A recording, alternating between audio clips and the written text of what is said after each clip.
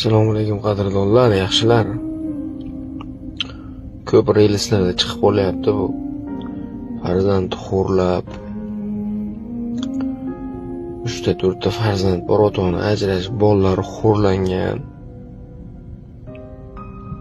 Unaqa qilmanglar, yaxshilar. Ayolim bilan kunda so'raymiz. Kunda tilaymizki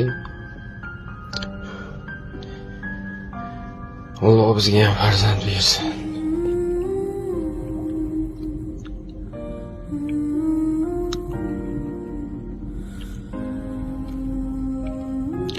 Imkoniyatim yetarli.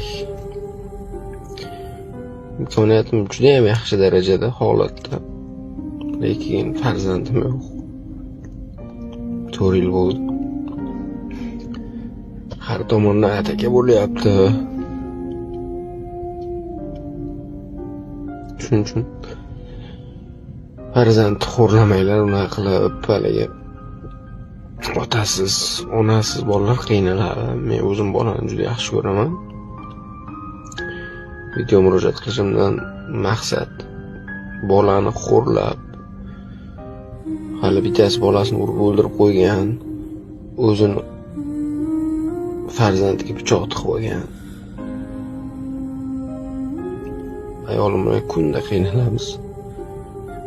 Har kuni ta'timin hech narsa. Bir kunlik topadigan pulimni odamlar bir oyda ishlab topadi. Lekin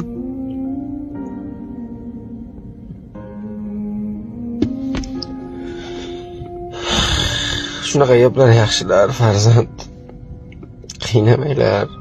Hozir ham reelsda 5-6 chiqib qoldi, ko'rib ichim ezilib ketdi.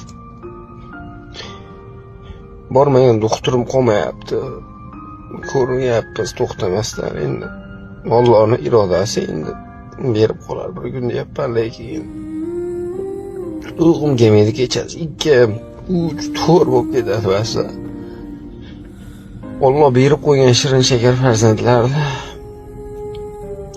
lekin otasi ham onasi ham xo'rlab vashi bor. Shu ishxonam yonida Fotima Zuhra degan qiz bor, 2ta. Meni ko'rsa dadasi yugurib keladi, chunki har safar mayda juda olib beraman, pul beraman qo'liga.